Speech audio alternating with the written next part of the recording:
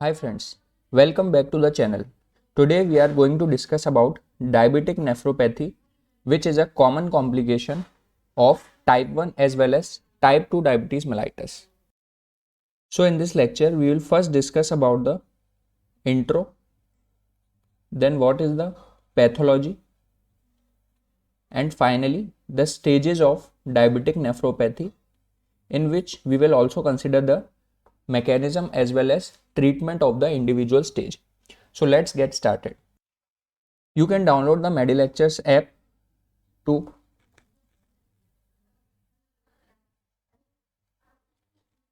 get an access to various PDFs, tests and quizzes.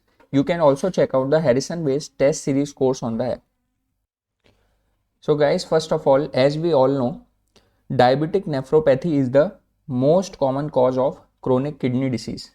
It is the most common cause of chronic kidney disease worldwide, and almost 40% of patients with diabetes mellitus will develop diabetic nephropathy. So it is obviously more common in, of these patients who develop nephropathy, most of these patients are type 2 diabetes mellitus, because diabetes mellitus type 2 is more common than type 1. So it is in the ratio of 90 to 10%. Now, when we consider the risk factors for development of diabetic nephropathy, these include hyperglycemia, hypertension, dyslipidemia, smoking, family history of diabetic nephropathy, and the gene polymorphism, which are affecting the activity of renin-angiotensin aldosterone axis. So these all are the risk factors for developing diabetic nephropathy. Now coming on to the pathology of diabetic nephropathy, what is happening at the level of a nephron? So first of all, the initial changes include thickening of glomerular basement membrane due to accumulation of advanced glycation end products and binding of these products to the heparan sulfate. So the heparan sulfate is negatively charged, which is present on glomerular basement membrane, and it is responsible for giving the negative charge to the membrane. Now there is associated mesangial sclerosis due to expansion of mesangium due to accumulation of extracellular matrix. There can be nodular glomerulosclerosis, which is also known as Kemmelstein-Wilson lesions. Kemmelstein-Wilson lesions, which is nothing but nodular glomerulosclerosis. Hyaline and hypertensive arteriosclerosis. Now it is important to note that this arteriosclerosis is mainly affecting the efferent arteriole, therefore increasing the intraglomerular pressure. So ACE inhibitors and ARBs are therefore effective in diabetic nephropathy because these will dilate the efferent arteriole. Now there can be tubulointerstitial changes, and one of the tubular changes known as Armani-Epstein lesion,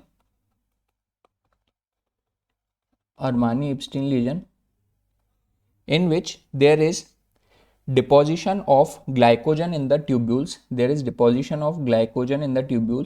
Due to uncontrolled hyperglycemia. So this was all about the pathology. Now all these changes are resulting in intraglomerular hypertension due to increased intraglomerular capillary pressure. Therefore there will be proteinuria.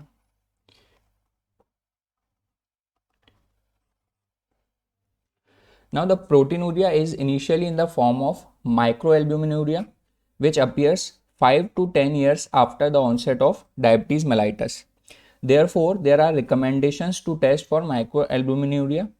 For type 1 diabetes, we have to test for this microalbuminuria after 5 years of diagnosis, then once every year.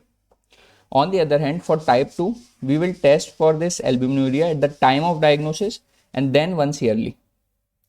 Since type 1 diabetes is readily identifiable because of its presentation with DKA or some emergency, it is diagnosed at the time of its beginning. On the other hand, type 2 has an insidious onset and it can present with advanced diabetic nephropathy. Now these are two figures showing light microscopy findings of normal glomerulus. This is the normal glomerulus with capillaries, glomerular basement membrane and mesenterium. On the other hand, in the right image, we can see the presence of nodules. These are the diabetic nodules, which are nothing but Kimmelstein-Wilson lesions, also known as nodular glomerulosclerosis. These are present on light microscopy. In early stages, there is microalbuminuria, which is 30 to 300 milligram per gram of urine creatinine. But you may be surprised to know that in later stages, the presence of frank proteinuria is marked by proteinuria ranging from 500 milligram to 25 gram per 24 hour. So this is definitely a nephrotic range proteinuria, and it is an important cause of secondary nephrotic syndrome. And it can show the pathology of both membranous glomerulonephritis as well as focal segmental glomerulosclerosis. Now, one important concept is that a patient of type 1 diabetes mellitus who is presenting with nephropathy. Now, more than 90% of such patients will having retinopathy present. So, retinopathy will be present in almost all patients of type 1 diabetes who is presenting with nephropathy, and absence of retinopathy in a patients with type 1 diabetes with proteinuria suggests an alternate diagnosis other than diabetic nephropathy. So suppose if a patient with type 1 diabetes is coming with presence of proteinuria and retinopathy is absent on fundus examination, so alternate diagnosis other than diabetic nephropathy should be considered. On the other hand, if a type 2 patient presents with nephropathy, in such patients 60% patients will be having retinopathy at that time. Also, there is significant correlation between development of diabetic retinopathy and Kimmelstein-Wilson lesions in the glomerulus. Now, diabetic nephropathy is marked by normal or enlarged kidneys on USG, in contrast to other causes of CKD in which renal size is usually decreased. There is bilateral decrease in renal size.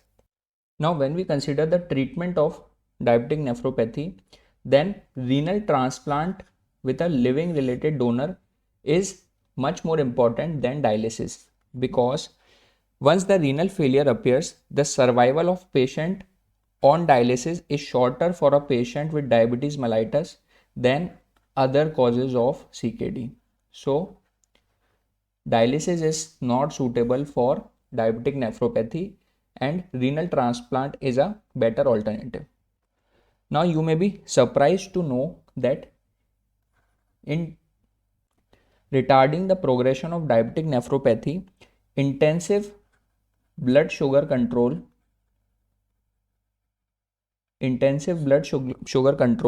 has a clear role in type 1 diabetes, but it is less certain in type 2 diabetes mellitus. So, even after intensive blood sugar control in type 2, we are not sure whether the patient will not develop diabetic nephropathy or he will be developing the diabetic nephropathy.